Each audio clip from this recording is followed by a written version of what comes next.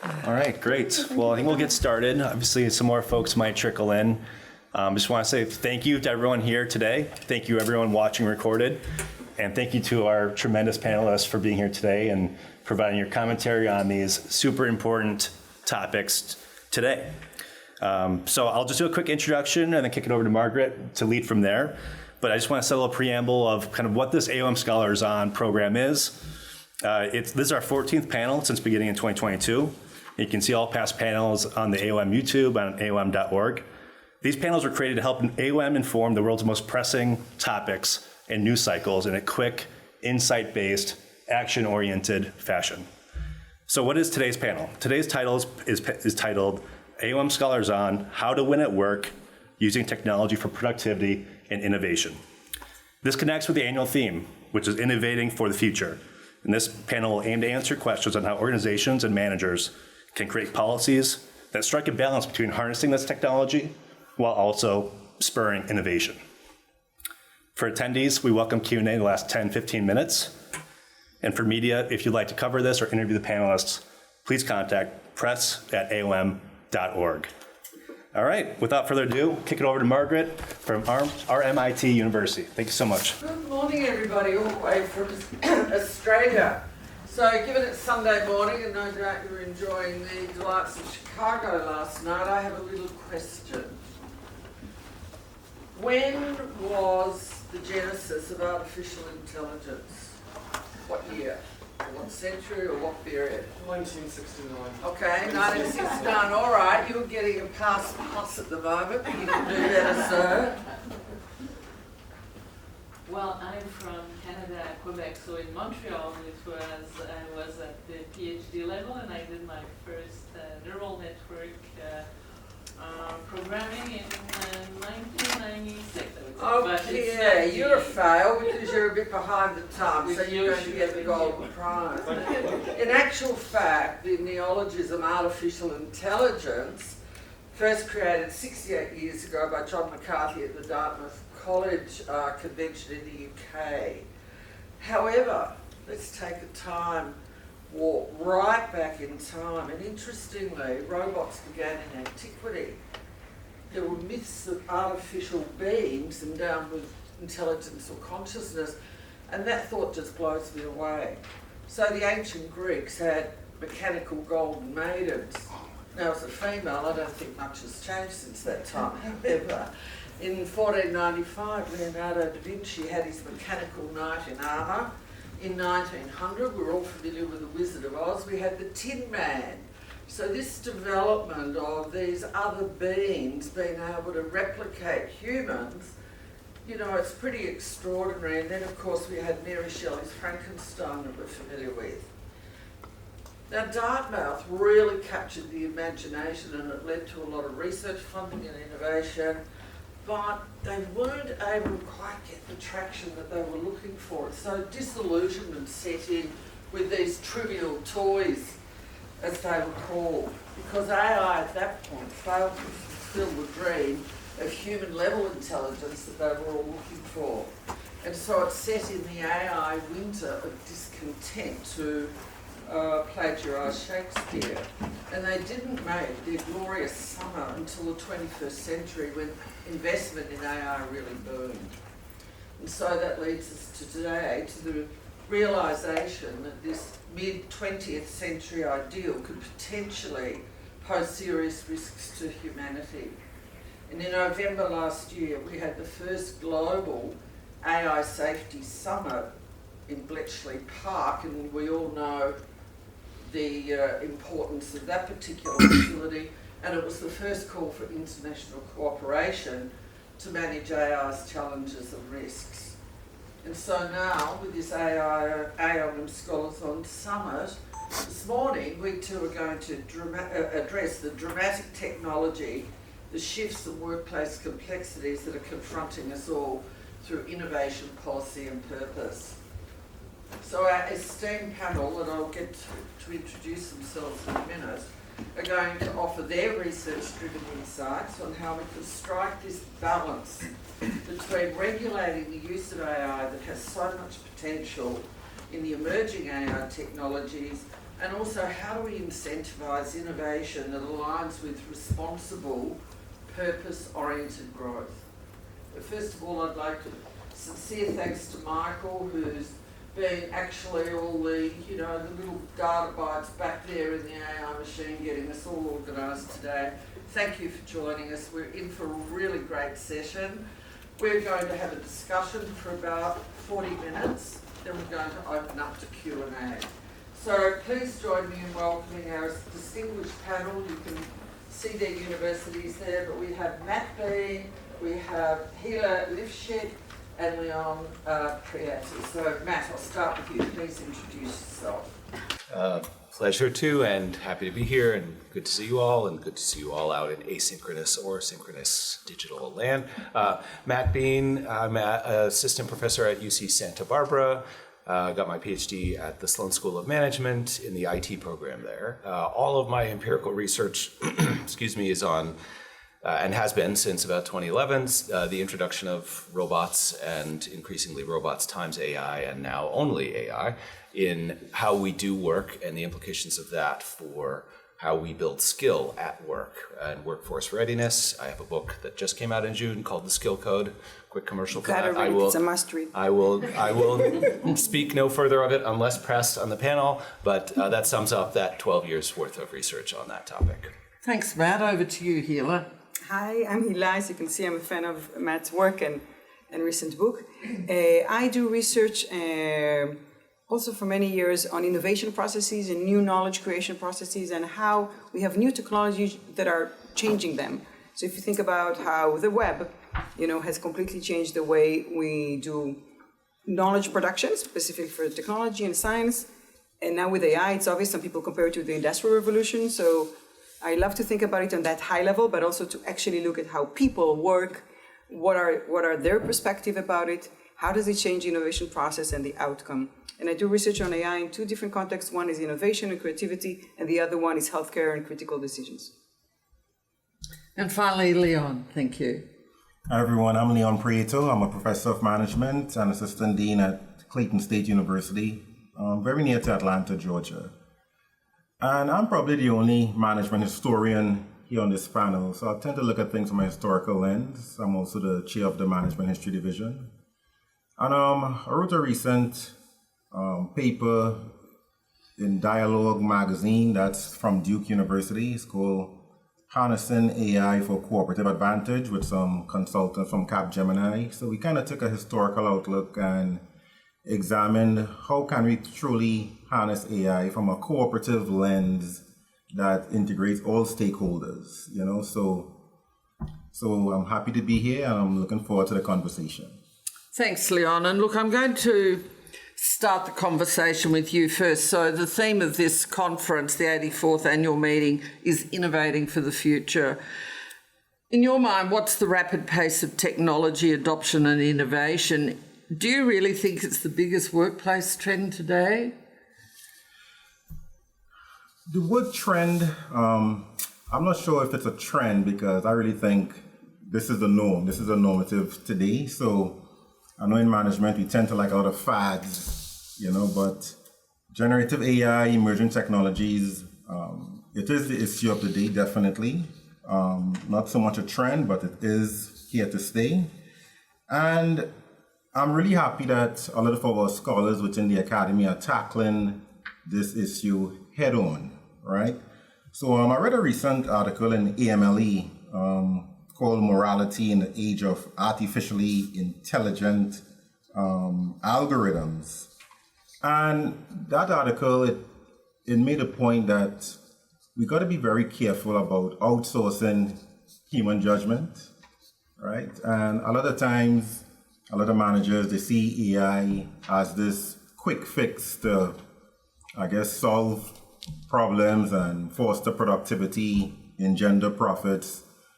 And we have to be very careful, and we have to really utilize evidence-based management to really ensure that we don't outsource human intuition for AI, right? But and we can't rely too much on these algorithms to really make decisions because we don't want to lose our ability to form judgment. So yes, this is a trend and it has great potential, and a lot of companies are utilizing emerging technologies for a lot of wonderful gains, but we have to be careful.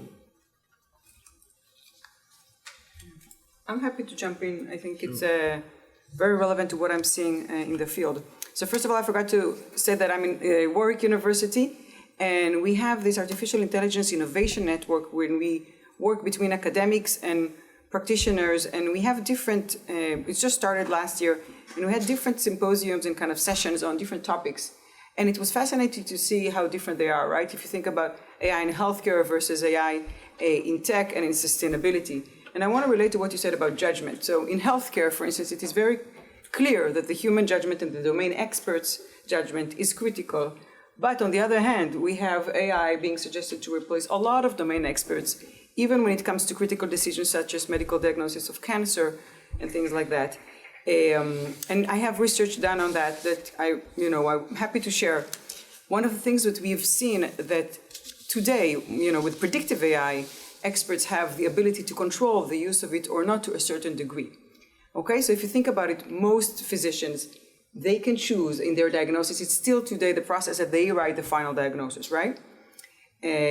But it's changing. First of all, in the design system. So we're now studying AI in oncology design, in oncology kind of surgery with Marjolaine Rostaine, and they're putting the actual kind of the switch of on and off of AI somewhere like far from the surgery actually area. So if you switch it on once, it's always on. And I'm seeing that trend in the way it's designed in order to even not, maybe intentionally, maybe not.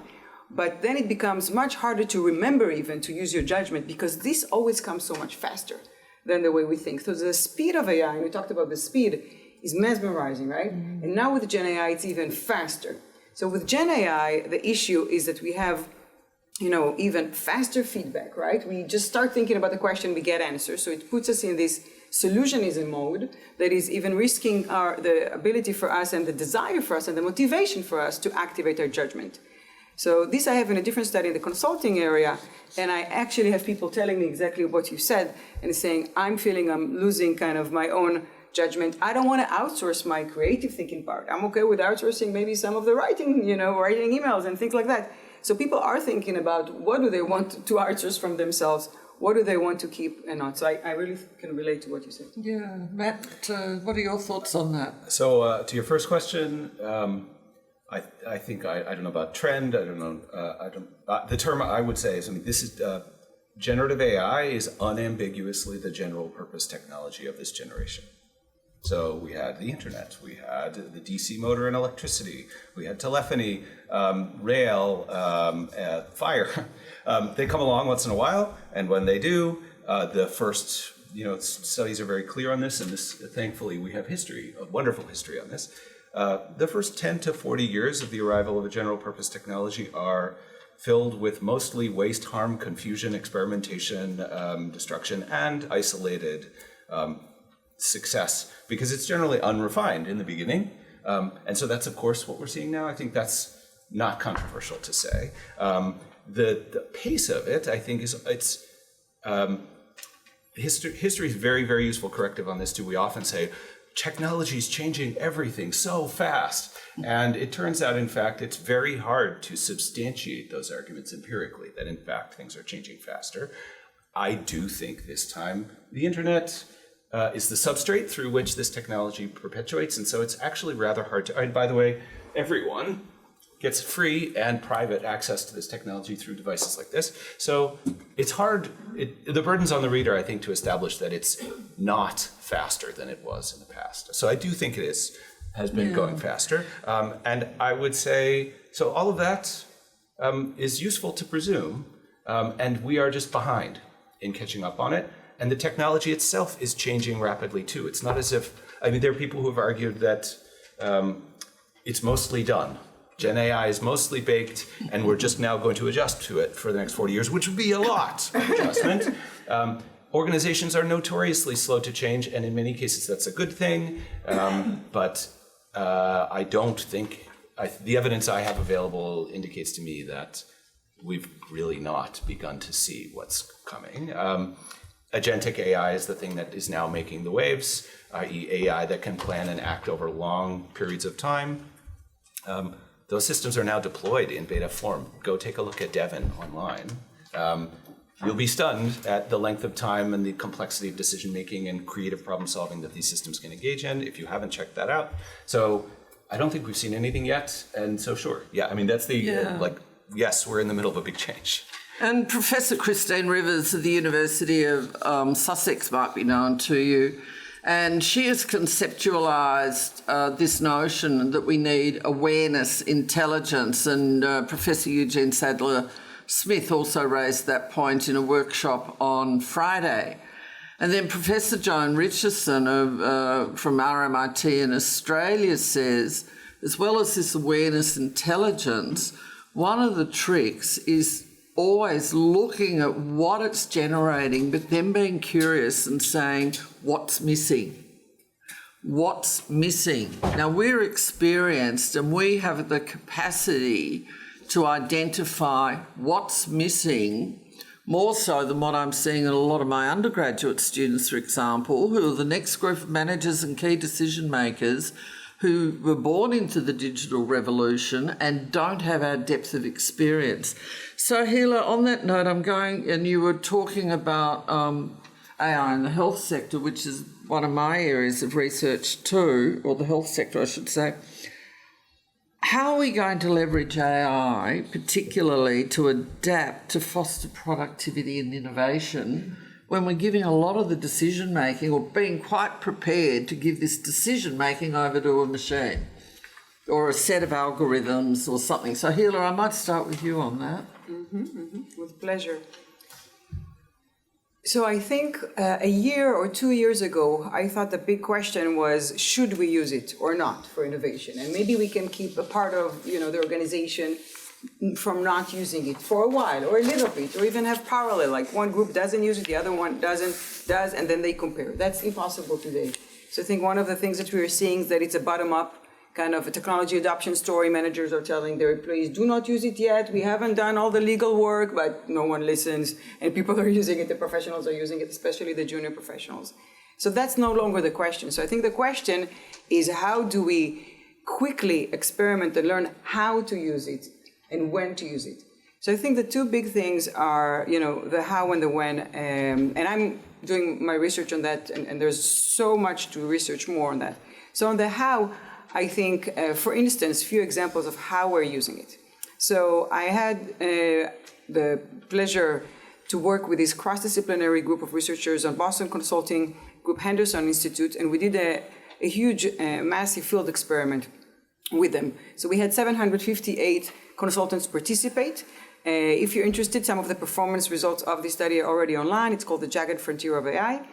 But we're now looking into the data is also what people actually did and how they used it. Okay, so we had two tasks, and I'm going to focus on the one on innovation because that's what you asked. We had a new product development task, okay, around how to invent a new type of a shoe. So how many people here have something that they think is a new type of a shoe that they're wearing? Something that was not invented recently. Hard to think about it, right? Okay, so I've been thinking a lot about it recently because we did this task, and I can tell you there have been some inventions, and I'm curious to hear, at the end I'll ask you if you think that these inventions, could have been made and are made more often, when people generate ideas with AI or not. So we gave, we had a control group that did not have access to AI. We had people that had access to GPT-4, and those that had access to GPT-4 with a quick kind of 7-minute video of training of best practices by Ethan Molly, kind of a prompting, okay? And on the new product development task, on the creativity task, what we saw, that those that actually had AI, when we evaluated the creativity of their solutions, okay, by experts, which is the standard way, we can debate about it, whether we should evaluate differently. We also evaluate with Gen AI, but there's a whole question of how to evaluate creativity. But according to the best standards, the golden standards today, those that did use AI were 40% better. And we had 17 to 18 subtasks, right? It wasn't just give me the idea. Like we see a lot of write a poem. It was like, have a marketing strategy, give me a prototype, which customers will you use, how will you use it, the pricing model, the whole thing, 40% better. okay? More than 20% faster. That's what I'm talking about, that speed, which makes a big difference. But, and that's a big but, when you look at the aggregate level of all the ideas from each of these subgroups, what we saw is those that generated ideas with AI had way more similar ideas. So we checked for semantic similarity, and we see that those ideas were more similar to each other. So will we see the next innovation coming out by people using Gen AI? That's a big question, right? So this is still early days when we are using it, and most people are using it in naive prompting, I would say, ways. And there's a big debate about prompting, so I'm happy to talk later a bit more about the prompting. And if you want to hear the name of the most recent kind of innovation on shoes, I'm happy to tell you one of them is on cloud. If anyone has not tried that sneaker, try it on. And it's a user-led innovation. Yeah, someone may be wearing it, but if you're not, like, go check it out. Some people, like, they go to the shop like myself and ask, please, can you keep my old shoes in the box? Just like I'm paying for these ones because they're so comfortable. It's crazy. So, and this is a lead user innovation of a runner and having kind of going to another lead user like Roger Federer and asking them to like invest in it. Will that innovation take place with generative AI?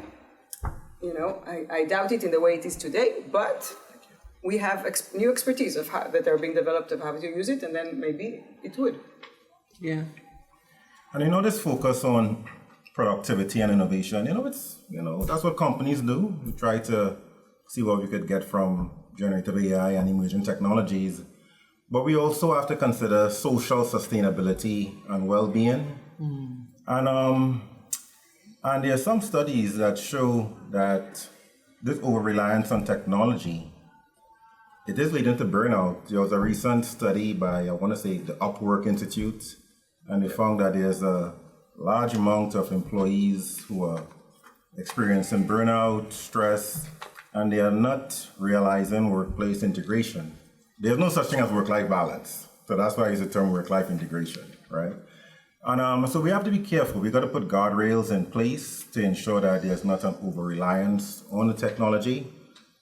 How is that going to be accomplished? Maybe smarter people than myself on this panel will probably have some ideas on that. But some guardrails need to be put in place. So yes, this focus on productivity and innovation, it's part of the process, but we cannot forget social sustainability and overall well-being.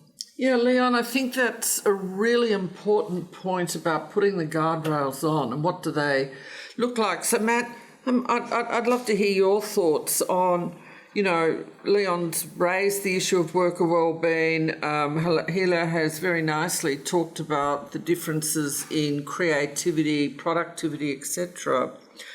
So if we're going to use AI to harness, how can organisations still harness this human-led creativity if they're feeling burnout and overwhelmed by technology?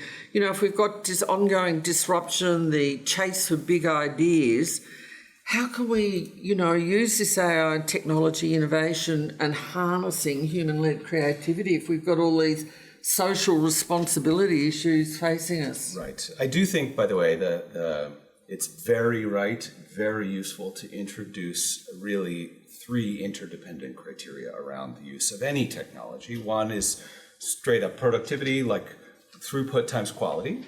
The other is, can you produce new, innovative things that are useful to the economy? Also very useful. Those are very business legible. But I think the third leg of the stool has always been, since McGregor, since the beginning of management science, has been human well-being. And the sort of pointy end of that spear, I think, for business is workforce readiness. Anything that has to do with the ability of human capital to help the organization be adaptable, flexible, and that they're satisfied and motivated to do their work, heaven forbid, because they're going to do better work, treat each other better, and have more sort of socially pro-social goals in their work as they work in the organization. So that is one thing I think that management can really contribute to this sort of conversation about what's AI about and what's it good for. I think it is a giant tragedy in organizations that the typical business logic excludes or doesn't sort of equally privilege worker well-being, you could say. It's easier to defend, sort of workforce readiness, I think. And so there's I think basically there's two quick answers I'll give on that front. One is I think we have a measurement problem. So we have reasonable, solid metrics for productivity. We have invented ways of quantifying the qualitative in domains that have to do with throughput times quality. And that's useful and necessary. We've also gotten better at measuring what innovation is and how to know if it's good or not. Yes, you can have arguments about it, but organizations invest in R&D and know what good new ideas look like. They even know what user-led innovation is, thanks to Eric von Heppel and research from many and so on. We just have, by comparison, coarse and infrequently deployed and inconsistently deployed metrics for how to measure the effects of using technology on the worker and their ability to do their job, their motivation to do their job. We have marvelous research since the 70s, like Hackman and Oldham and their job characteristics model and so on, that should help us predict these things, but we don't have cost-effective tools for measuring those things that are well accepted in organizations. Yeah. And if we had, so anyway, that's a quick plug for, rather than being, Leon, you've said a couple times we need to be careful, and I can understand that impulse. And I think no one will be careful with this technology. I mean, roughly, I think humans are not being careful with it. Workers are not being careful with it. The technologists are not being careful with it. Everyone's trying to some degree to be careful. I think that's better to say. But in general, the impulse is just, this is a new thing I'm going to grab and I want my essay faster. And it doesn't hurt me. I don't suffer the consequences immediately. The second order consequence that's evident in all of my work is we're sacrificing human ability, capability, skill on the altar of that productivity and innovation duo. We deploy the technology in a way that makes experts more productive, which they love. The organization loves that the expert is more productive. They're more self-serve, however, and that means the novice, the person trying to build skill who typically relies on participation with the expert is going to struggle to build skill in an unprecedented way. And my work shows that cutting across the economy, and no one owns that problem. There's no metric around it. There's no professional group that HR and L&D, you could say maybe owns that, but they've been relegated in most cases to compliance-oriented activity and are not viewed as a strategic partner in most organizations. So I don't think this human capital question and the well-being question has an owner. It doesn't have a ruler. We need a metric so that people could agree on and cheaply deploy in organizations to try to show, to prove to the world that we are trading away which creative tasks really, and what's the consequence of that for my skill and motivation to do my job next week, next month? How could we show that empirically? We don't have that yet. And that's why we can sit on a panel and say, we have to be careful.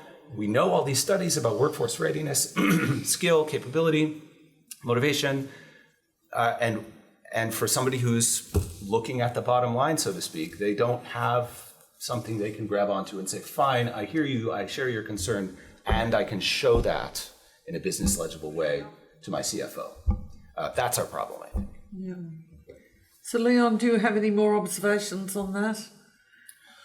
Oh yeah, well, yes, we need to be careful, as you said, but at the same time, we have no choice but to embrace, this new industrial revolution, the fifth industrial revolution. And but one thing we may need to consider doing when it comes to generative AI, we have to become strategic co-thinkers, with some of these new technologies, right? So, and we have to be very, very intentional about training these models in different ways of thinking. So a lot of times, for managers, for example, they may utilize generative AI to help them solve some issue, but they may look at it from a very profit-centric lens. Yeah. We need to learn to train these models on different philosophies, regenerative economies, degrowth movement, circularity. So there's a number of different approaches we could utilize to train these models to help managers take a more multi-stakeholder approach to solving various problems. Because if we just rely on a profit-centric approach, I think we're gonna dig ourselves in a bigger hole, right? So we just need to become more intentional about doing that. Yeah, and I think picking up your point about we're now in the fifth industrial revolution, You know, you think of your own chronology and continuum, and I often always put things in context with my students because I think that helps, you know, the narrative of them understanding. And if we go right back to the first industrial revolution, all the textile weavers in northern England were doing hand-woven textile of rugs, drapes, fabrics, etc. And all of a sudden someone did this radical new technology of wooden textile looms. And the workers were really frightened that they were going to lose their jobs. So you know what they did? They burnt all the wooden looms. But they were quickly replaced because out of wood quickly built new ones. And then they learnt the skills, and then out of wooden looms, and then with production of steel manufacturing, and there we go, and the revolution went on. So Healy, you were mentioning before about the health profession, and you know, they've been adopting AI technology now for some time, robotics, radiography, that whole area through this. How fearful should we be that in this current fifth industrial revolution, as Leon was referring to, that we're going to lose large workforce populations over to this technology? Or will it be similar to the wooden looms that actually enhance the whole of the textile industry in northern England? Yes. Yeah, I'm not giving the most favorite answer that people love the most, I would say, in many conferences when they say, but we shouldn't really worry, right? Like, we're all going to get augmented. And I'm like, no, we're not all going to get augmented. I'm sorry, that just doesn't make any sense. It's obvious that some jobs and some people and some professions will be clearly replaced. Like, it's very obvious that there will be people that will be losing their jobs. The question is if someone takes responsibility, like you said, and that's a big problem, for upskilling, for giving new skills, for training people. So in your example, which I love, it was kind of easy relatively to learn the new skill, right? Yeah. And people can do it together. They were able to learn. Here, because of the decrease of all the professional, I would say, unions and all the professional groups, the company itself is driven, as you said, by profitability and efficiency, and unfortunately it's not really, you know, still we haven't gone through this big, you know, potential major shift that social goals and others should be part of your, you know, the objectives. So they will not take that responsibility. So I actually hope we will see some rise of some professional kind of organizations and of people themselves, but I cannot count on that. So I think what we should really think is not try to give illusion to people and have this narrative about augmentation or automation. So first of all, I think that the economy is wrong, right? And it's not only these two categories. There are new professions and new types of jobs, right? So we have that, and it's not just augmenting the same job. So that's the hope for some of these professions that are, you know, going to lose their job. But we also have a category which we haven't named, which is kind of, I don't know, it's the opposite of augmentation. You're decreasing your performance. That's what you're talking about, right? We need to name it maybe right now. I don't know. De-skilling. De-skilling, exactly. De-skilling. So we're going to have also de-skilling, but it will be a wave, and I assume it will change. So I don't have good news in that sense, unfortunately. I think these will be a few hard years, and for us as business school professors as well, a lot of our institutions will go through transformation. We are also online for our research, for our teaching, right? So we're not like only studying, where this is not an objective thing that we're studying. We are also kind of in that process, right? Like, so I think it will be fascinating years, but also hard for many people. But we all need to take responsibility and try to think, okay, how do we make sure, and how do we bring more knowledge and new knowledge and skilling and things like that? I have to be honest, while you were speaking about you have some bad news, I had no choice but to reflect on a little over 10 years ago. I was looking at Jeopardy, and Alex Trebek invited IBM Watson to compete. And I was like, oh my goodness, Watson's going to take my job in the classroom. And I shared that with my students, so there was a real fear even from me as an academic. But the good thing about human beings, we always rise to the occasion. From the first industrial revolution, there were scares about technology replacing human beings. But we always find a way to adapt. We learn new skills, and I think we have to be very intentional about retraining, workforce development. There are new jobs in cybersecurity and data analysis and a number of different fields. And it's going to be hard, and a lot of jobs will be lost, but at the same time, a lot of jobs will be created. So we just have to make a greater push as it relates to workforce development, and find ways in which to really communicate that to our employees, But it can be done. We always rise to the occasion. Good to have an optimist on. Yeah, I do. I believe I'm with you. I think humans are incredible, actually, and ultimately, as a collective, we never give up hope, and as a collective, we are creative and move on to the next thing. I think I can tell you this: the number one question that I get at a dinner party or at a bar once people find out what I do is, "Are robots coming for my job?" And of course, the answer to that is yes. And that's not the right question, because the number of jobs that will be lost as a result of this technology might be more than normal because it came fast and to many, and also to an unprecedented domain, which is knowledge work, not repetitive frontline type work. Daniel Rock and colleagues at OpenAI recently published in Science a fantastic piece that shows us which professions and what jobs and what portions of what jobs are exposed to this technology. And that means portions of your job that you could do that much better, 50% better by their metric, using the technology in your hands. So it's not that you will be eliminated, it's that if you don't take it up, you're sacrificing a 50% productivity gain. So if you believe that study, 80% of the workforce with current tools, not the tools that are coming, current tools, has 10% of their job exposed. That's 2.7 billion working adults right now have 10% of their job that they have to learn how to do differently to incorporate this technology. That's a $1 trillion problem. The problem of whether we lose 10,000, 20,000 jobs, it's rounding error in my estimation, compared to how do we all learn to deal with this new thing. And I'm focused on this one because I think we're actually sacrificing this informal, taken for granted, on-the-job learning process. That's the third leg of this human capital stool. By the way, we're deploying it because the technology is self-serve. So right in this moment where we all need to be building skill and figuring it out, as you say, this pathway that we've relied on for eons to build expertise, when new technology comes along, the loom, they figured it out in groups. That's this informal Levenwenger, take it as you come and learn just by doing, different names for it across different research traditions. That's an existential problem to me that's not getting much attention and that we need to focus on. Job loss and gain is terrible for the people affected. Cool for the people who get new jobs we've never heard of. Awesome. Tiny, I think. Yeah, so Matt, it really leads very nicely into our last theme we want to explore about responsible, purpose-oriented growth, and what do we need at the macro, meta, micro policy level to be able to incentivise, this tech-led innovation, while, Leon referred to social responsibility, that we get this purpose-oriented growth with this level of social responsibility. So I'll leave with you, Matt, on that one.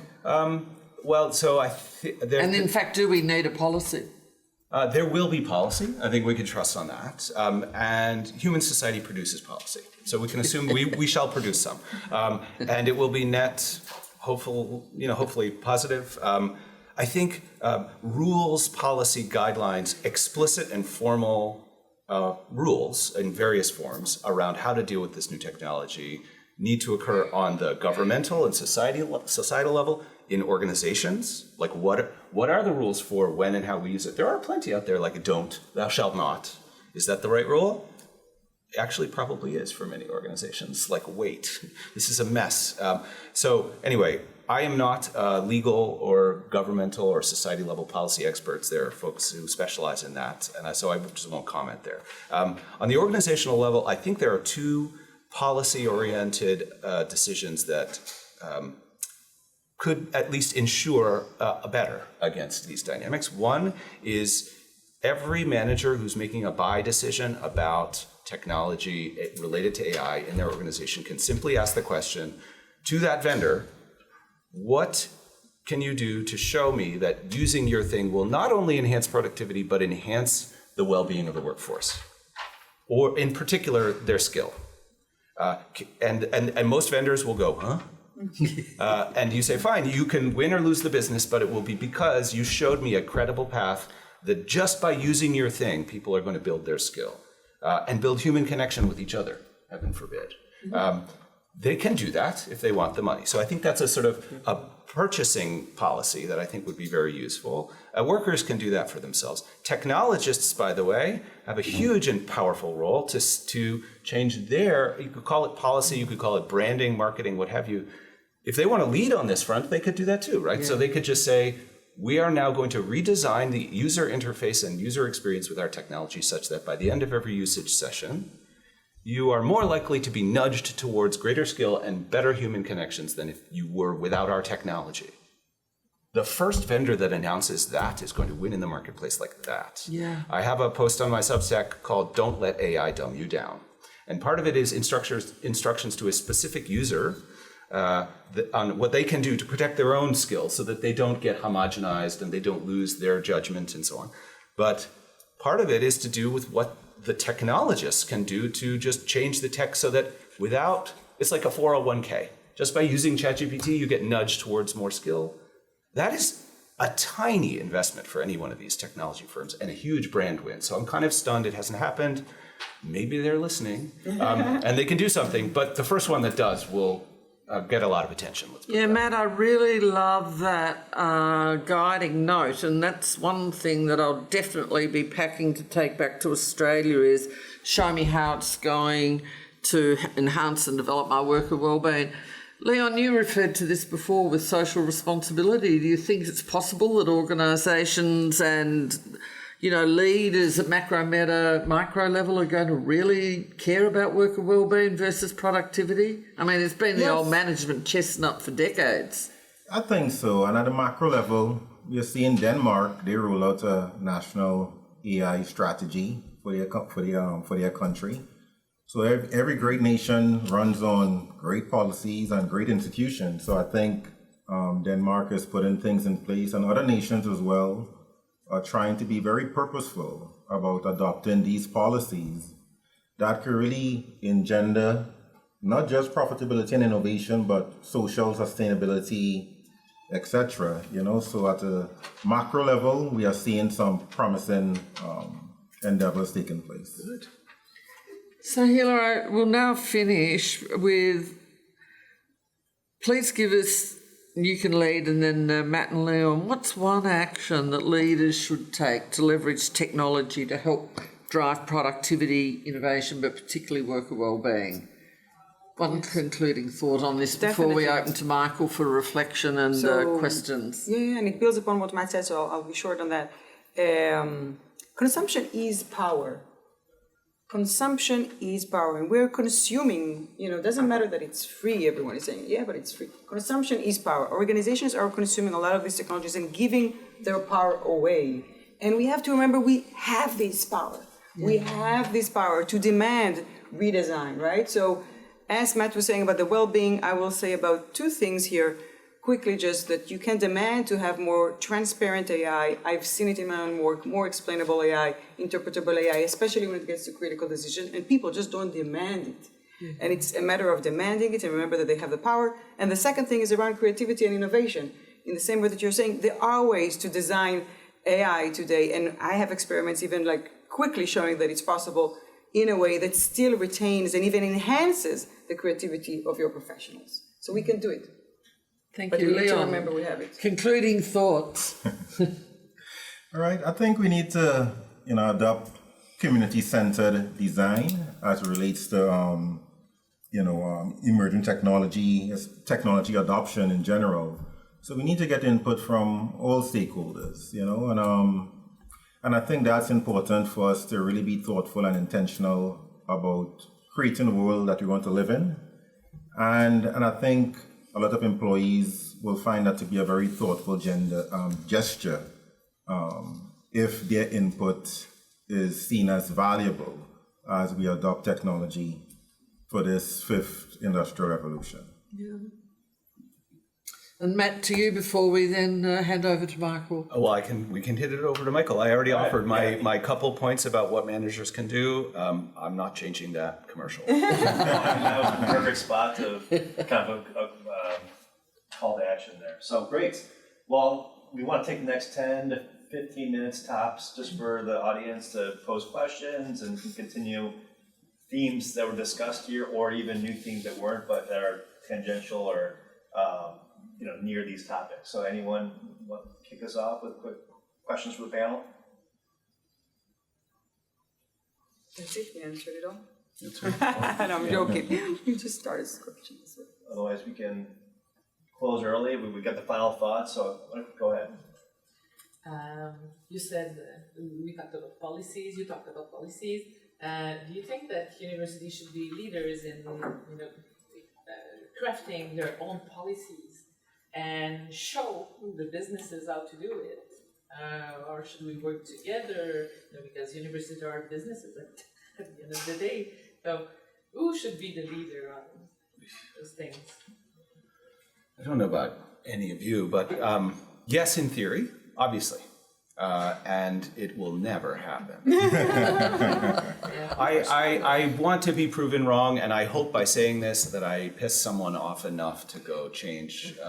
But the trouble, as we all intimately understand, is that educational institutions that contain also and rely on research as the primary sort of cash engine, although business schools obviously drive a fair amount of revenue and so on, those two things are relatively speaking tied to the status quo with respect to the deployment of our expertise. So classroom instruction and the performance and funding of research, all of which can and should and will, I think, be pretty radically reconfigured with these technologies. But changing bureaucracy that is that well entrenched, you might as well go try to change government, the military, educational institutions, healthcare is another one that are very, very sort of standards bound and also sort of tied to matters of identity. These are going to be the organizations that will change the slowest and in theory could have the most profound and valuable impact if they led. So I absolutely agree with the impulse.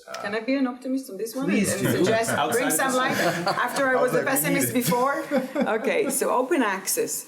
I remember sitting with one of the leaders of open access, which I did not realize he will be, in a coffee shop somewhere in Harvard Square in Cambridge ages ago.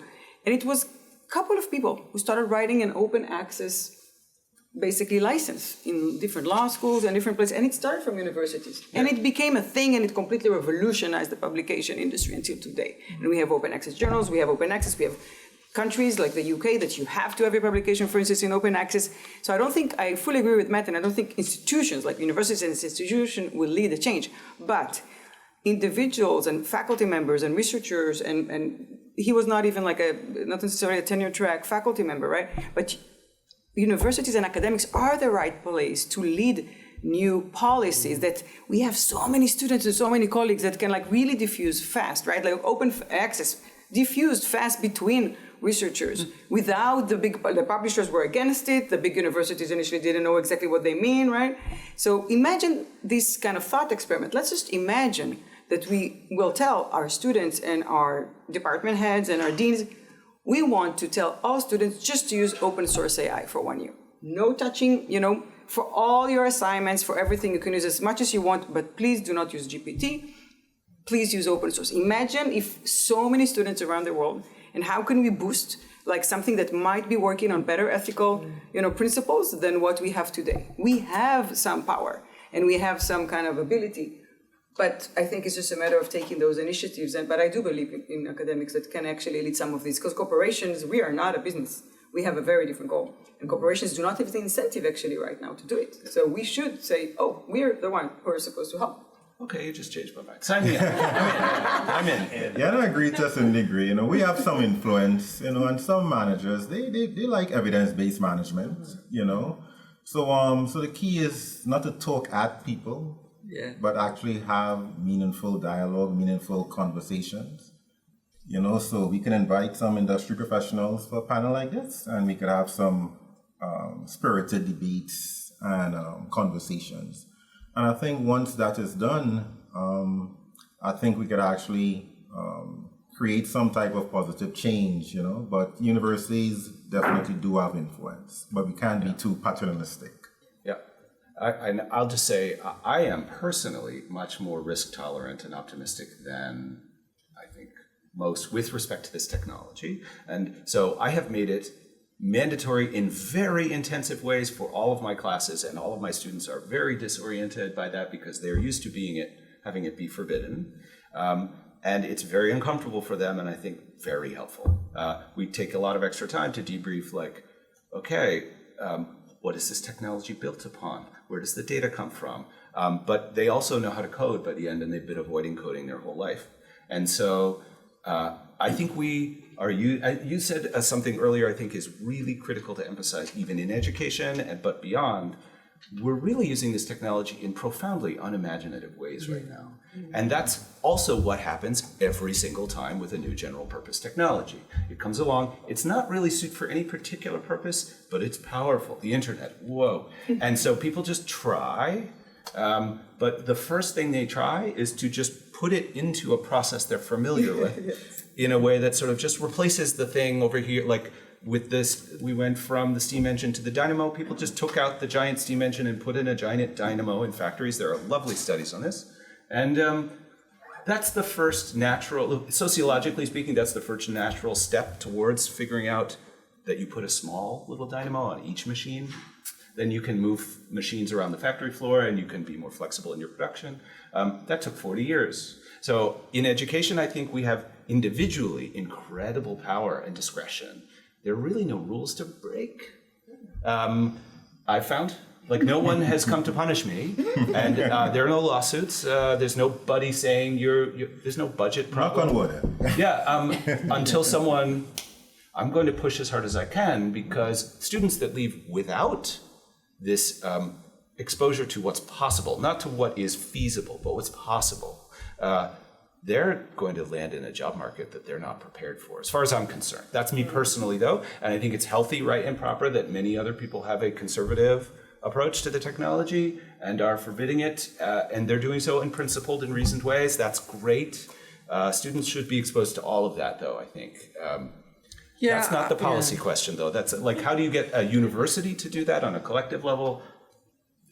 Don't know. Well, I think it's back to Leon's point about influence, the level of influence we have, and it's about the classroom starting right at that fundamental level. What are the conversations we're having in class to stimulate their curiosity, as Matt's doing, about where's the data coming from, you're now being controlled by a set of algorithms, is that what you want?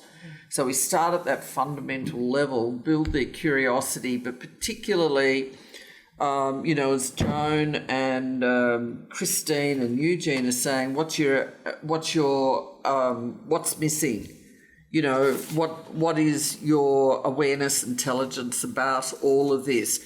So you get that groundswell. You look at all the populations, both of faculty and students globally. We are the largest institution globally, all pretty well marching to a similar tune. We're actually shaping stakeholder moral compass. And at the end of the day, the decisions we make, and it links back to, today's discussion about this social responsibility, that we've always shaped moral compasses, but then it's the individual choice about where's my true north within that compass and which way am I going to go. And I think this is the really exciting time, that we're right at this tipping point about where do we go with it. And therefore, if we get this groundswell of influence, and I'm just seeing the influence of the student voice across Australia campuses this year, I'm not going to go down that rabbit hole, it's not for today, but just how it's actually started to influence some policies, both at institutional level, local government level, national government level. And so I think our level of influence will certainly therefore have an impact on these policy issues. But, as everyone's been saying, and particularly Healer was reinforcing, it's up to us. Are we going to become complacent little sponges, letting it, wash over us, and not respond? Or are we going to say, hey, we want a bit more, as Matt's saying, what are you as a vendor doing about my worker wellbeing if I adopt your product? And that's it's the most, I had the good fortune of many cycles around the sun, And I can honestly say, other than the revolution of the 70s and Jimi Hendrix, this is the most exciting time to be alive. That would have been. I would trade this one. It was pretty cool. Thank you so much. Yes. So, Michael, back to you. Well, unless there's anything else, we're just about at time. So, just once again, thank you everyone in the room here, and thank you everyone watching thank you. recorded at a later time. So, Thank you. Thank you. Thanks, everyone.